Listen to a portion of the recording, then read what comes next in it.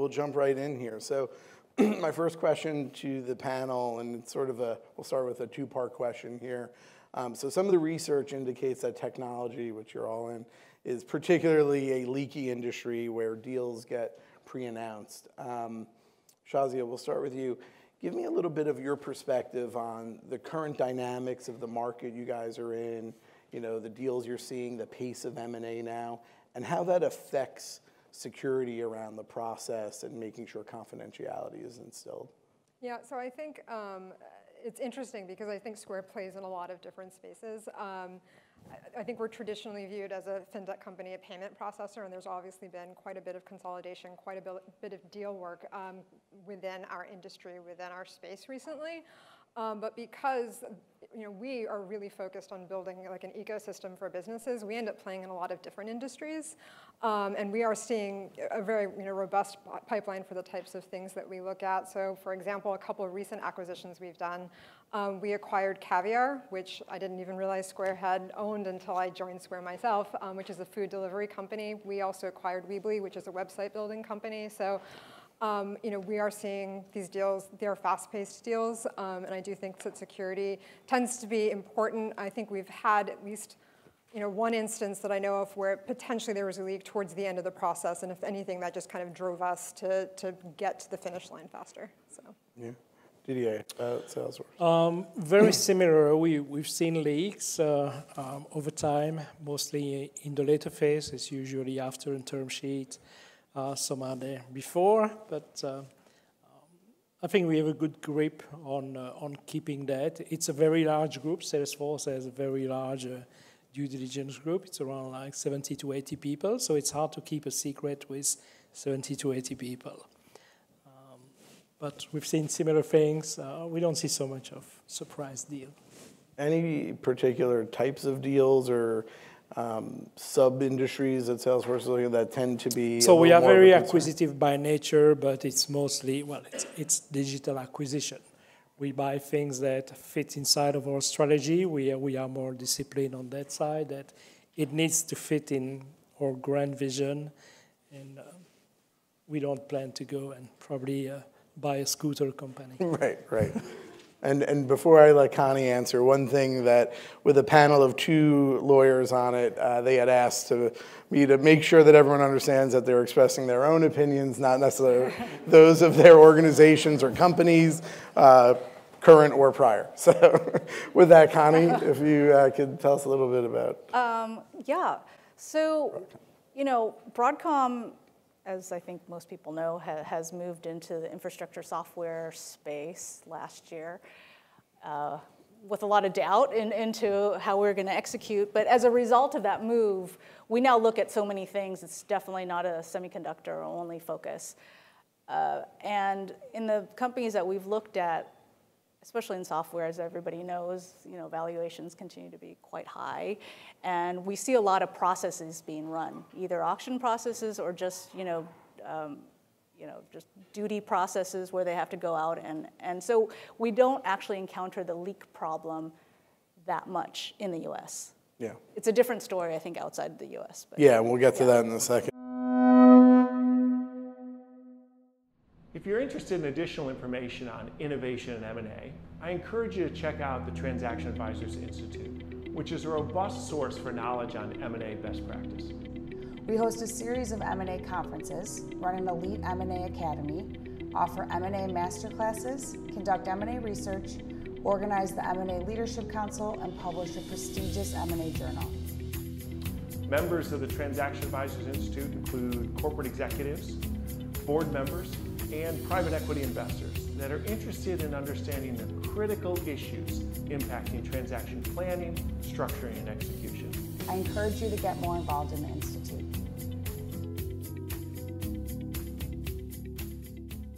But in terms of, one of the things in the sort of kind of buoyant market we're in, it tends to get a little frothy. You're getting pushed, clearly by the executive sponsors to try to progress things. One question that came up in our kind of was sort of what types of fire prevention controls do you put in place to prevent unauthorized leaks of information? So something that was always done at Cisco and is also done at Broadcom is that once you start to do a deal, there is a template confidentiality acknowledgement that gets sent out to everybody who is involved with the transaction to remind them of all the things that they agreed to when they joined the company, and to also remind them that breaches of the agreement could be grounds for termination. And and especially in the context of a public deal, having that acknowledgement come back is really important for record keeping, because you're going to have to respond to FINRA requests and other things like that. And so I think it helps the company do its housekeeping in terms of who's in the know, and it also serves to remind all the employees about their obligations. Yeah, Didier. So we do a similar thing. So we ask every person that is engaged in diligence to sign a specific NDA for each transaction. The other thing that we do is that depending on the type of deal, we will go and restrain the amount of people we have engaged. Like if we do a public company, usually it would be a very small number of functions and people engaged.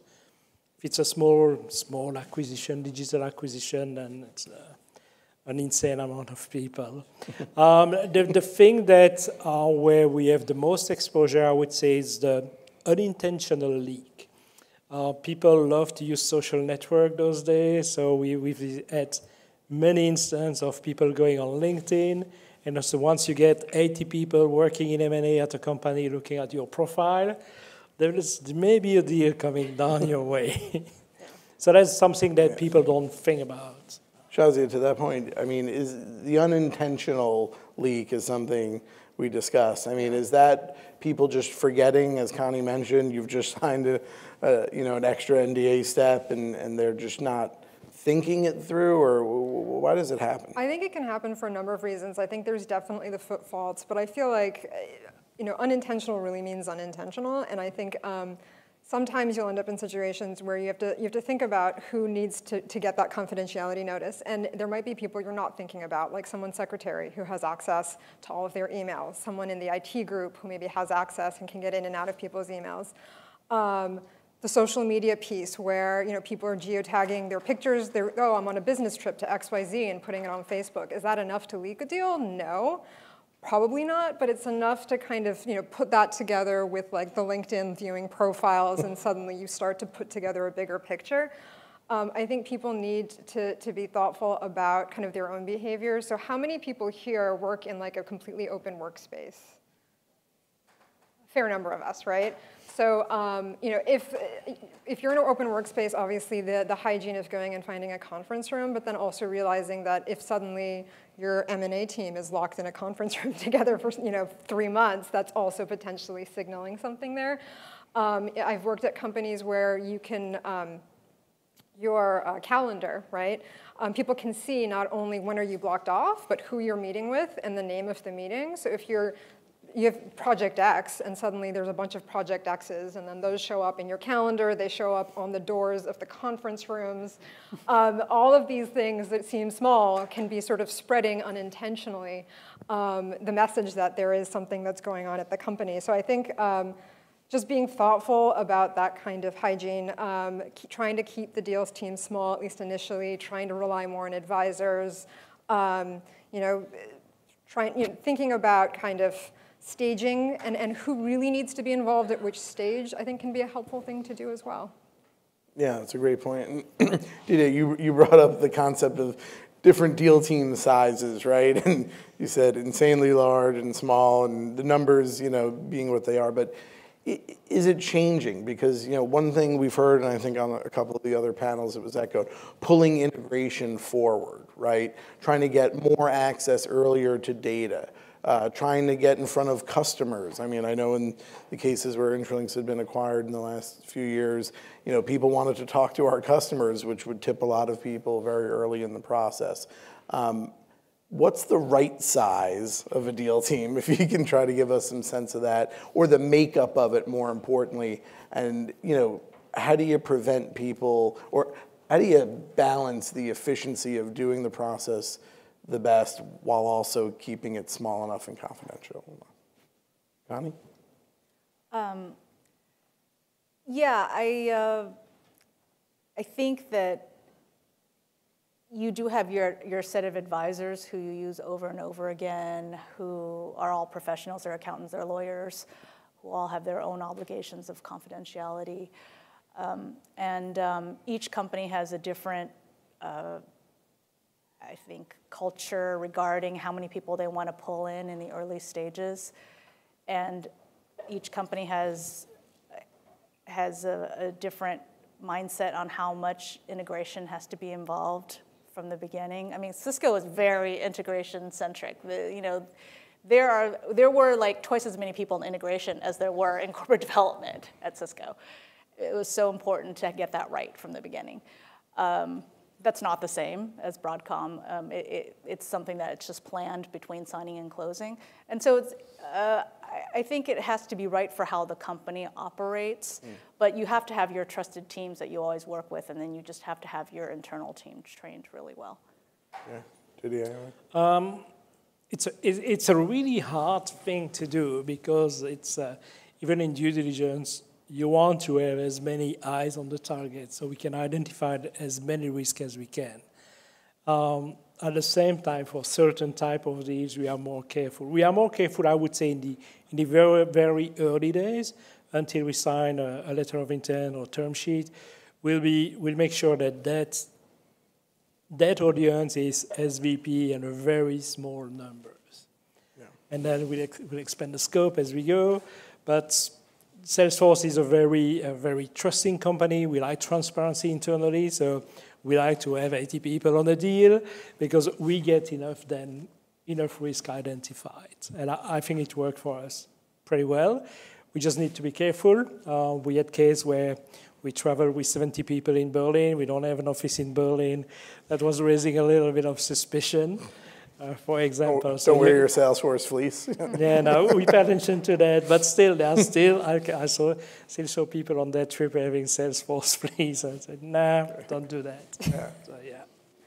Yeah, I think these are all good suggestions. I think maybe I would say start by focusing on what is the asset that what's really of value in this acquisition, and what are the types of issues that could blow this deal up, and then those are the people who should really be involved early on as a part of the trusted deal team.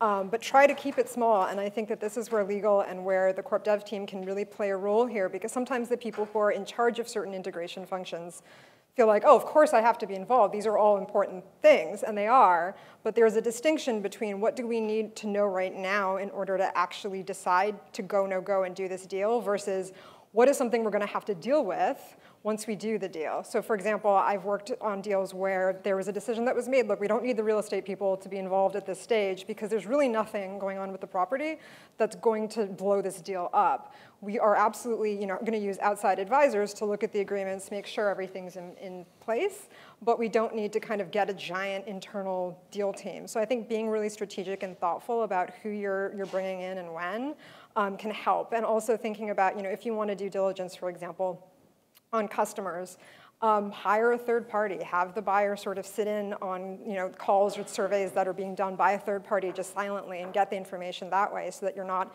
immediately opening the door and having the buyer speaking directly to your customers. There's a lot of different ways that you can hold some of that contact back early on and try to mitigate the risks around leaks.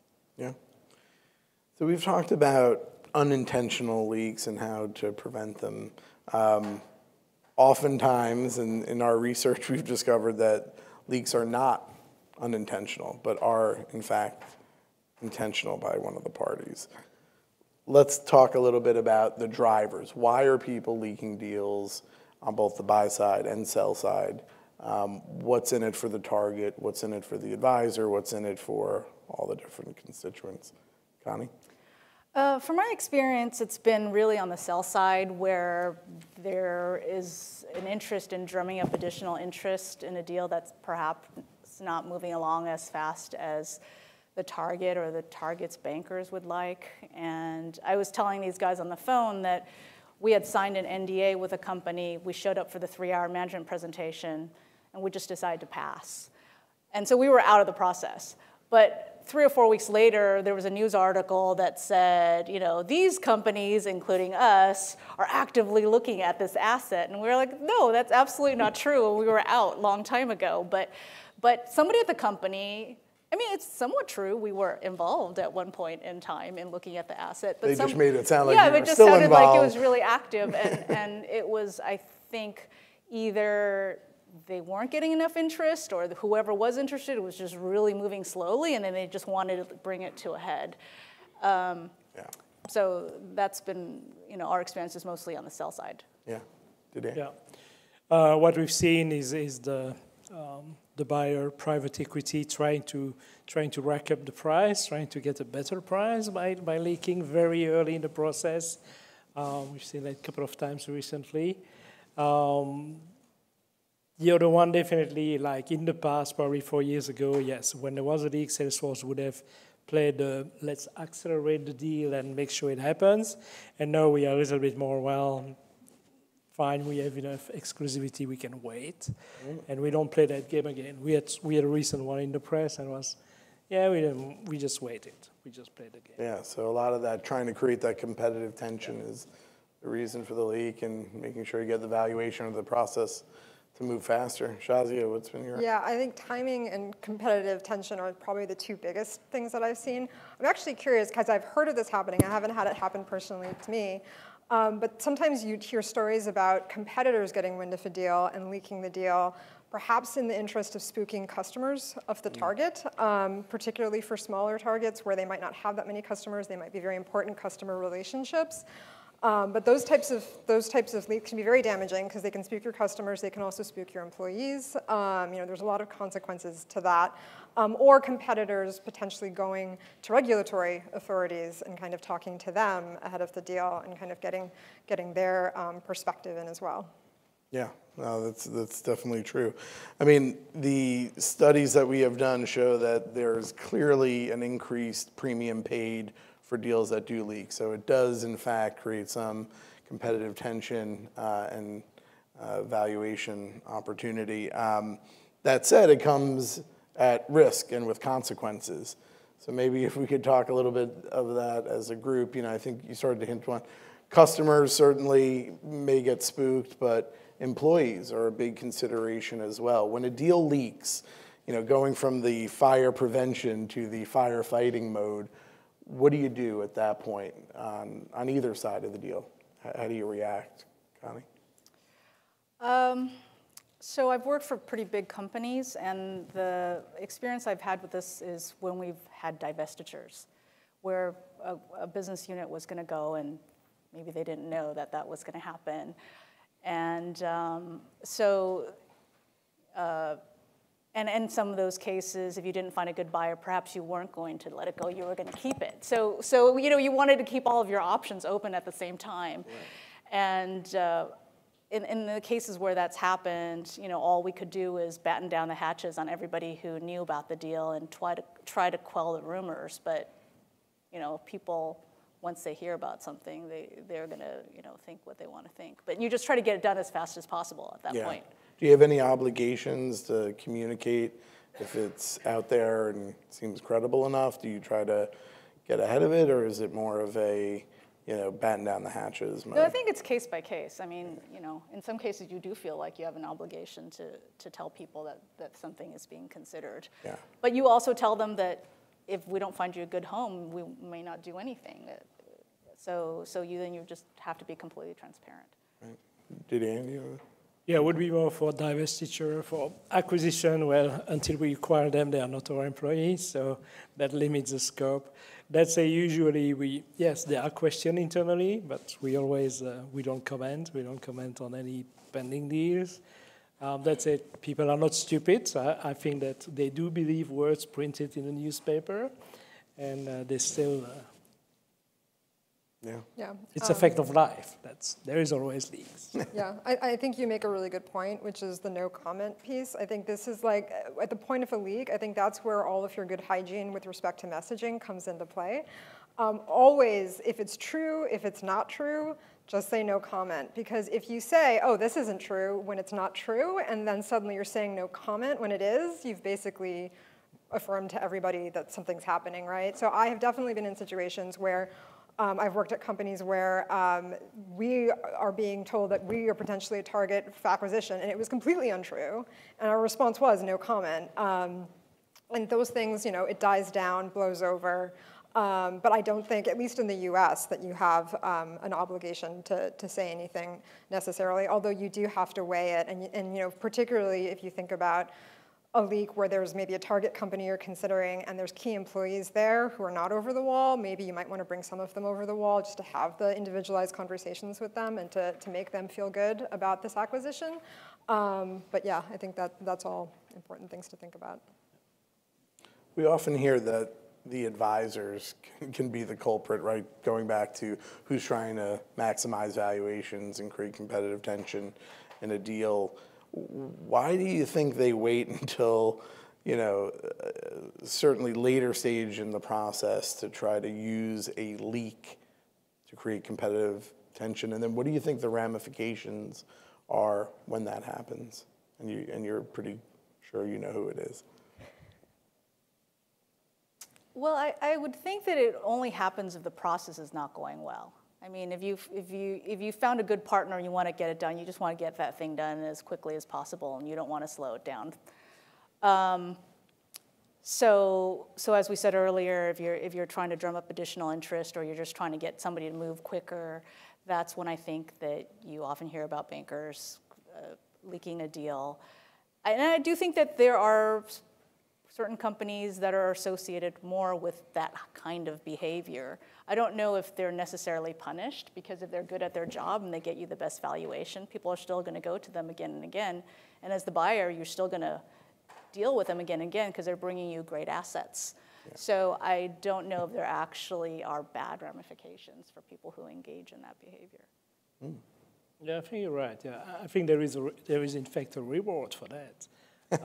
I see that something we were looking at, and the banker came immediately with two competitors that look at the same company. And we are very, very early, so they are just trying to jack up the demand to get a better offer. May have the opposite effect, that we are more, well, if there are too many competitors in that one, maybe we should sit around and look. Right. Yeah. It can scare, it can scare the buyer off, right, Shahzia? Yeah, I think that's a huge risk, is that the buyer will walk, or that the premium might go up so high, like if you're talking about a public company deal, that it's just suddenly out of their reach. And so that can definitely backfire. And there's also just the culture, right? You might have a buyer who really feels strongly that they don't want to deal with a company where things are leaking like that. And I think there was, I was reading that in the Amazon Whole Foods deal that Jeff Bezos basically said, if this leaks, I'm walking. And it didn't, so. Yeah, no, there have been examples. Years ago, I remember J.Crew was being sold or looking to go public, Japanese buyer, fast retailing, and the Japanese did not appreciate the tactic of that deal getting leaked and walked away. And I think it is cultural. Japan as a market, in our research, has shown a very low instance of deal leaks, whereas in other parts of Asia Pacific, it's very commonplace. Hong Kong, India, almost 20% of deals tend to get leaked. Has anyone had different experiences based on geography, company type or size, where it tends to be more of a concern or more of an expectation? I would say Israel is very leaky. Okay. Culture.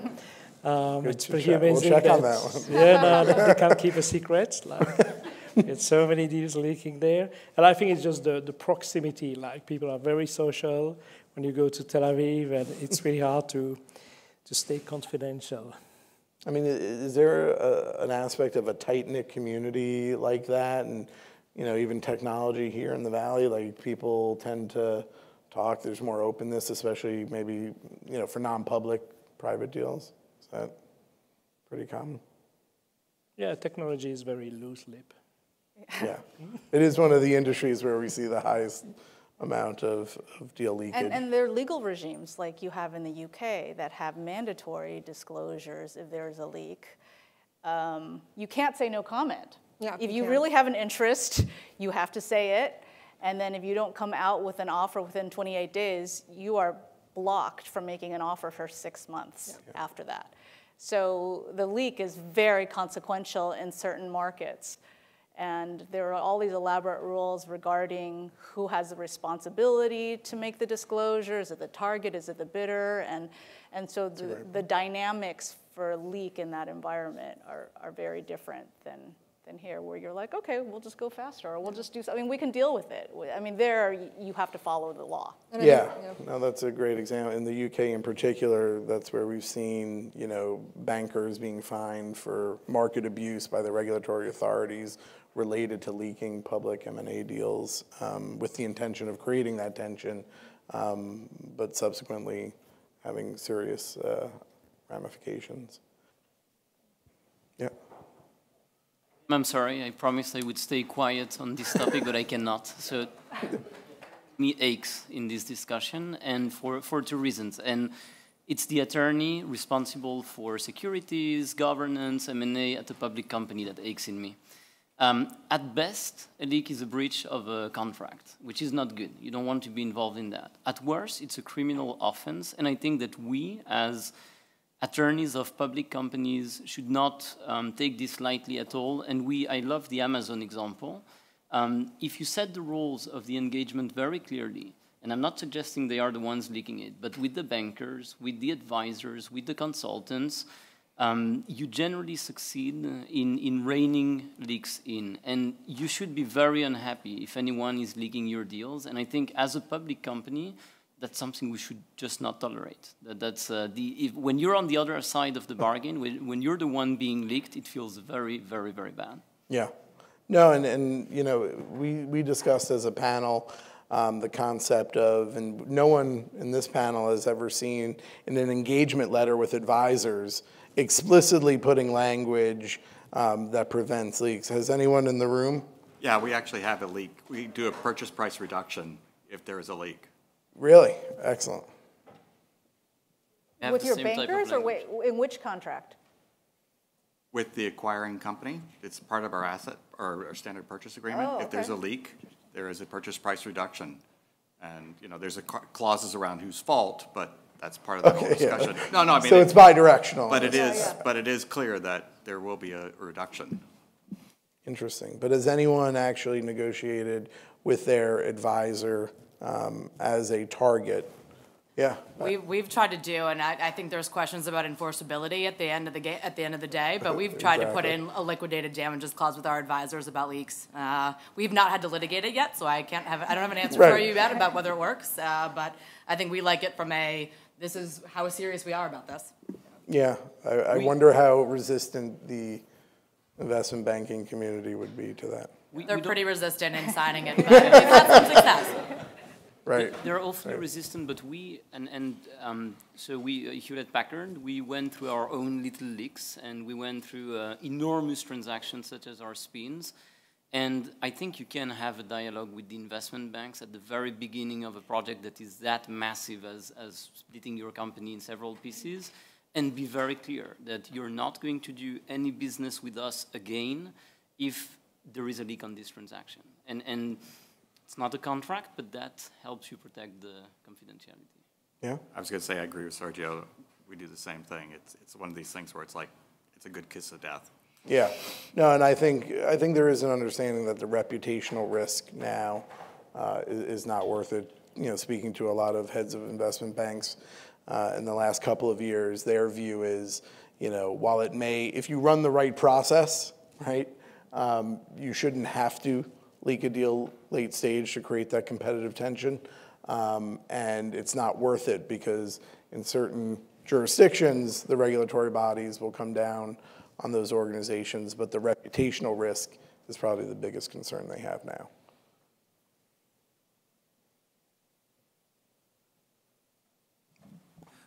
Got to really work at this. You got to hold it. Yeah, I have a client that's a prospective buyer, and about a week ago, a credible leak appeared in the press for a deal that's still about a month away.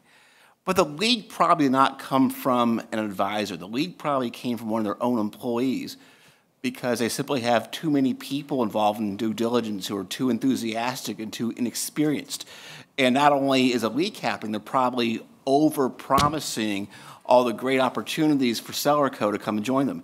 How do you clamp down a leak? How do you deal with a leak when the leaker is probably your own enthusiastic employees doing the diligence? Yeah, I mean, I think that's part of the problem, right, is that we can negotiate whatever we want to negotiate with people, like don't leak, but then figuring out who did it and like where it came from, I think can be really challenging from an investigation perspective. And if you want to do the right kind of investigation, you frequently need to bring even more people over the wall to, on the deal to do it. And so well, I think it's less about investigation versus how you just kind of get the negotiations and integration planning back on the right path. Yeah. Yeah. I mean, I think that's it's challenging to do in the face of that. I think then you're kind of trying to get things done as quickly as possible. If you guys have a different. Yeah, I mean, I guess it's the question. How much do you own up to it? How much do you explain that it was just overzealous, really interested, internal, versus something more nefarious?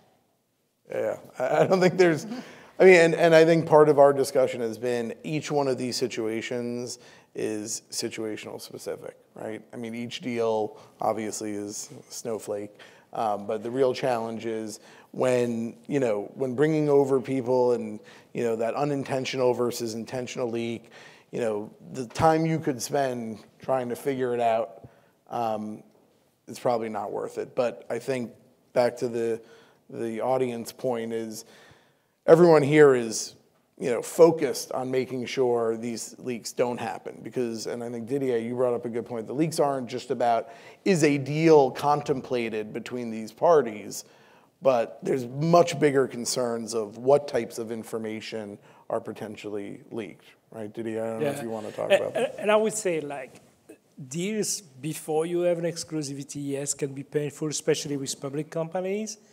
But I would never walk away from a deal just because there is a leak. I would walk away if they have a very poor security posture, if they leak information left and right. I would walk away, but not for if there is that type of leaks.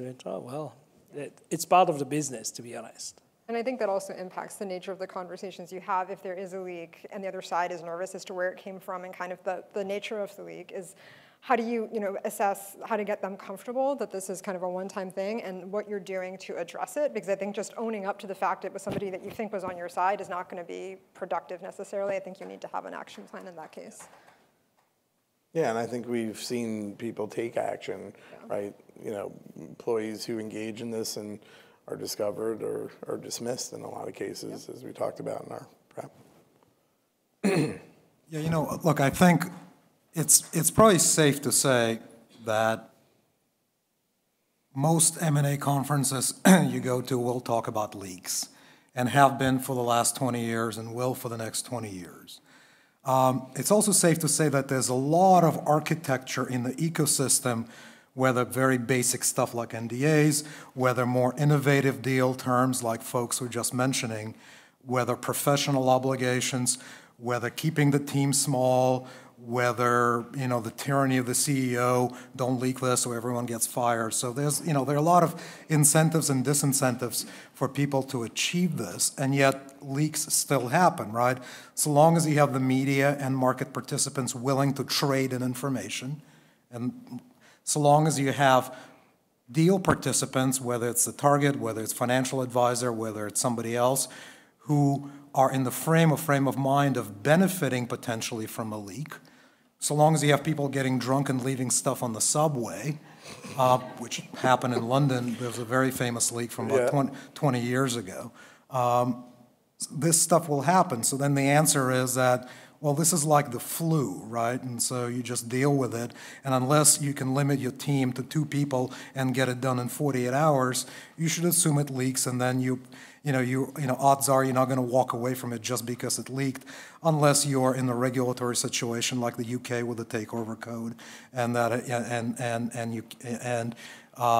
you don't want to commit that quickly, and you go away, or something else happens. So, isn't it just a fact of life? I would say yes. Sorry, go ahead. Who was that? Yeah.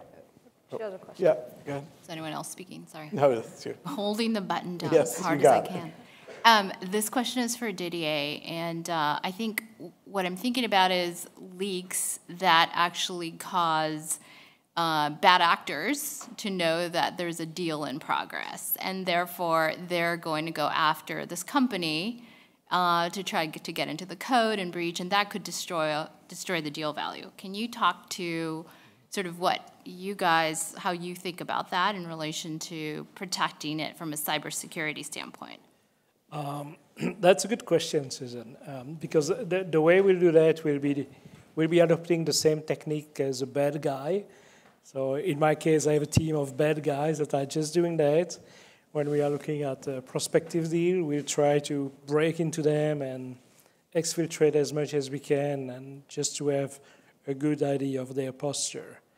The other thing is that definitely when deals are announced or leaking in the press, usually the target doesn't have the best posture before getting acquired. And definitely we've seen some opportunistic behavior there where bad guys are taking profit of the pending transaction. There is enough chaos at the time to be undetected. But are you more concerned when a deal leaks that somebody may be going to it try gives to ID to backdoor? people. It gives ID to people. So. Okay. All right. Good. Other questions? And Good. like one thing that I'll add, like now what we do, like pretty much every deal, we do a breach assessment between sign and close, just to be on the safe side. Yeah. And you also mentioned you're also starting a lot of those security audit, Yeah, we started very early around, even before LOI, with a very soft approach, and then we go deeper and deeper as we go.